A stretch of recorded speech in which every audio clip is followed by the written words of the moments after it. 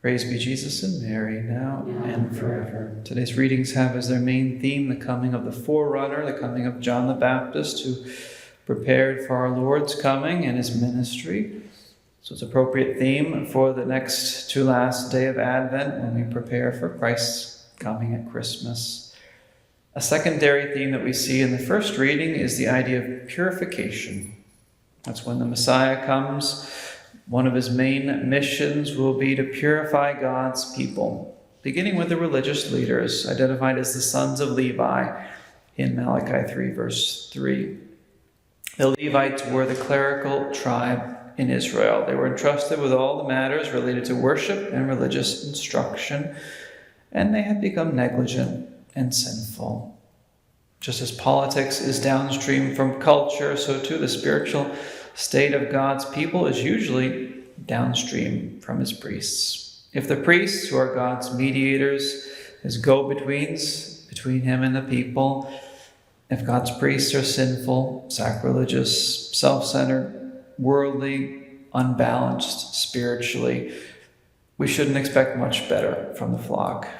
The priests are responsible for the religious decline of the people, so purification has to start with them. So the Lord promises in the first reading that the Messiah will purify his priests, and then through them, he will also purify his people. Why does God purify them? Why does he purify us? He says in Malachi 3:3, so that the priests, and we can add the faithful as well, can bring offerings to the Lord in righteousness. The offering in righteousness that God's priests bring to him in this period of the church is the Holy Eucharist. The offering of righteousness of the people is their life offered in union with the Holy Eucharist. So why does God purify us? So that our worship will be perfected. The worship of God is not only what gives meaning to life, but in the next life it will be our unending joy and our glory too. So if Sunday is not a day of worship for you, if Sunday is just like every other day in the week, then none of the days of the week really have meaning, actually. Because life itself becomes meaningless if the author of life is not given his due. Conversion is a process of purification. The Lord works to purify us, first of all, from all mortal sin, from all serious sin. That includes removing occasions of sin from us, also teaching us to avoid occasions of sin, so persons, places, things that easily lead to serious sin. Then the Lord works to purify us of all deliberate venial sin, all those small sins that we willfully choose to do. It's like the Lord first cuts down all the big weeds, and then we say, wow, there's no more weeds. Look at this. This is wonderful. But, the roots are still there. The 7 vices, so pride, anger, sloth, envy, lust, gluttony, greed, covetousness. Those vices go dormant for a while after we've had a big conversion and have begun to live a faithful Catholic life. But later on, they usually return because the roots were gone. The roots were still there. They return, and that's when the Lord lets us know that he wants to literally get to the root of the problem. He wants to go deeper, have a deeper purification of our souls.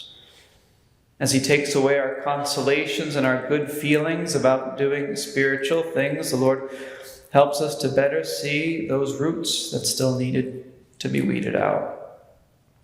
So as our sense of enjoyment and or pleasure in serving God or in praying to him actually goes away, we're given a greater self-knowledge, a deeper knowledge of our own misery and of our need for God and of his grace, a more keen knowledge of our need for further purification.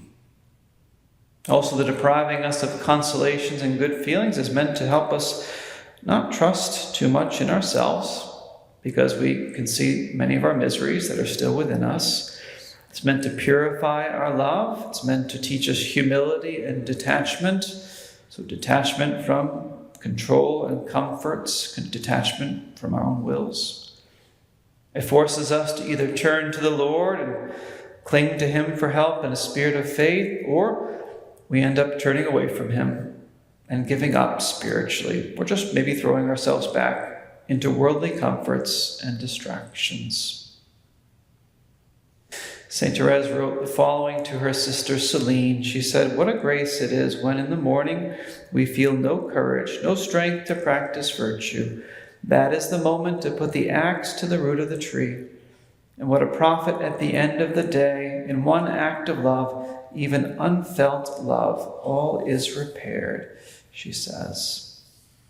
And Father Mark Foley, in his book on the Dark Night, comments on that, and he says that it's, quote, "precisely at those moments that we are devoid of consolation and feel desolate and disinclined to practice virtue, that we are presented with the greatest opportunity to grow in virtue. This is because our love arises from the will alone, devoid of affective support, what St. Thérèse calls unfelt love," he says. So it's a love that's rooted in action and in faith and in truth, not rooted in our feelings. Feelings come and go. Can't always live by them, make our choices by them. Not a wise thing to do. What do we hear in the first reading? We hear that, quote, "The Lord of hosts is like a refiner's fire or like a fuller's lyre.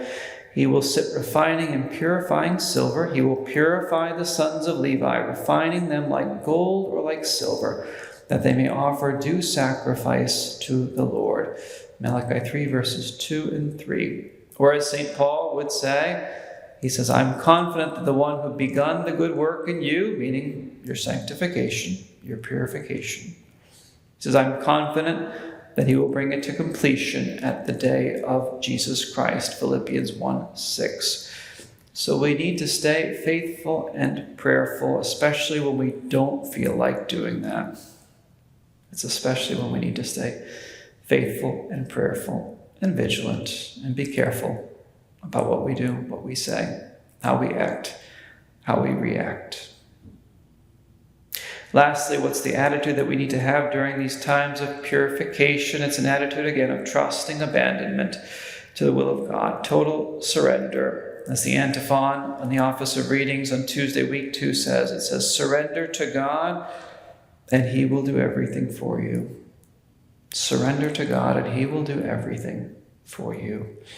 Let's ask Our Lady then for the grace to allow the Lord to purify us so that we can become more like her and more like our Lord, so that we can welcome them with more of a free and a loving heart during this Christmas season that's just around the corner.